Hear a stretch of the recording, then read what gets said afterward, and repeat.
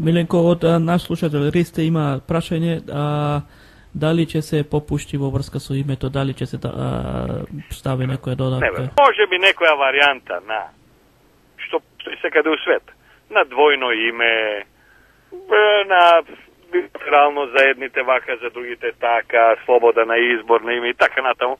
Да кажеме во одредени институции, примерно НАТО, ЕУ, Обединети нации, некакво име за општа употреба, меѓутоа да тоа нема никакво влијание врз уставот кај нас, врз името што стои на пасош, врз билатерално сите што не признале под нашето име. Значи да има така наречена некаде најприфатлива за нас, значи наша црвена линија. А ти мене викаме Трајче, па ја дали ќе се свртам кога ќе ме викнеш. Или нема да се свртам, тоа е веќе исто така мое право. Да. Ама она право што го немаш е да ме преименуваш. Да ми речеш не се викаш Миленко, сега ќе се викаш Хусейн. Или ќе се викаш Седат. Тоа немаш право да ме направиш. Миленко, тоа е... Ако крстите нас како сакаат нека не викаат. Криво магаре нека не викаат, тоа нивен проблем. Да. Миленко. Да. Слушнете ме само малку. Тоа грците добро, како сака нека не викаат, но многу е важно и големите меѓународни институции како ќе не викаат. Вие спомнавте дека во НАТО, ако се даде некоја додавка или некоја ново име, значи тоа значи промена на името. Како е тогаш? Видите, промена на име значи ако дојде нешто пред зборот Македонија. Значи да се разбереме. Секоја додавка е промена на името. Македонија не е промена на име. Како? Република Северна Македонија е промена на име. Дали ме разбираш? Или Република Македонија во Заграда Скопје не е промена.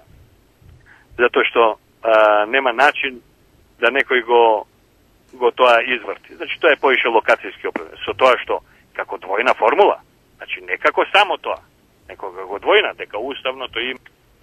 Ја тоа не би го нарекол промена на име. Па промена на името, секоја додавка значи промена на име. Миленко, да бидеме реални. Све сносвит последици. Прво, друга одела, но не со промена на име, него со зачувување на уставното име. Уставното име и тоа е променливо. Се менуваат устава, се менуваат името. Утре може ти уставот да се менува. Ако така одиш, можеш после пак да го промениш, па да го препромениш. Но да се Ама Миленко, ако прво, второ, тоа што да кажеме ќе се договори. Така? Еве ќе се договори примерно во Заграда Скопје. Ја викам не е промена, ти викаш промена, е во ред. Тоа оди на референдум. Не разбираш? Сега народот ќе си реши. Уште ова порака само се несува викат еден слушател, изгледа вие во Македонија немате една важна работа, шрафчистено, што значи не промена на името. Значи овдека кажува слушателот дека е равчистена таа дилема. Значи не промена, значи вистинска не промена. Ако се додава додавка, например, во Заграда Скопје или пред тоа, значи сепак тоа значи промена и попуштање пред грците. Значи тоа сепак на ова тема треба да повеќе да се дебатира, бидејќи навистина се збунува народов одека и во диаспората и на секаде. Тоа е порака. Добро, сега види, тоа е многу лесно, малку е, сега ќе се согласиме и друго, малку сте вие подалеку од овде како што е овде. Јас се согласувам дека не би требало да има никаква додавка. Ја реков дека ќе гласам против. Меѓутоа сега е прашањето, знаеш, она на Кенеди. Не прашувај што државата може да направи за тебе, што ти можеш да направиш за државата. Сега, значи, следи моето прашање, бидејќи јас се одговорив на многу и твој и прашање на твоите слушатели. Моето прашање е што таа диаспора, која е толку загрижена и со право, која толку се интересира и со право, која ги гледа и емисиите мои, ги следи се и така натаму, што таа диаспора прави и колку прави, односно дали може повеќе да прави во борбата за која се води околу, односно против нашето име. Да. Ние од овдека, ние од тамо и тоа заеднички, што е можно на повисоко ниво. Значи, да. Оние од Америка во Америка, оние од Канада, значи, заеднички.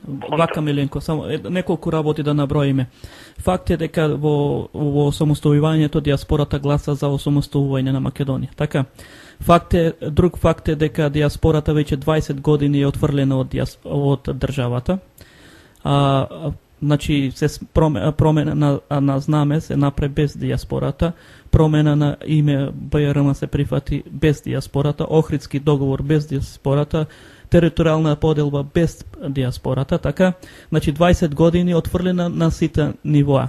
Факт е дека 2008 година пред Букурешкиот договор во Мелбур излегува 40.000 народ, значи за одбрана на уставното име и за да се даде поддршка на владата на Република Македонија да издржи и да нема промена. Но и од друга страна Австралија да ја притисне да не признае под уставното име Република Македонија. Но кога представниците, односно од протестот се сретнаа со австралиските државни службеници, знаете што кој беше одговорот? Па како ние да ви признаеме кога вие преговарате, така?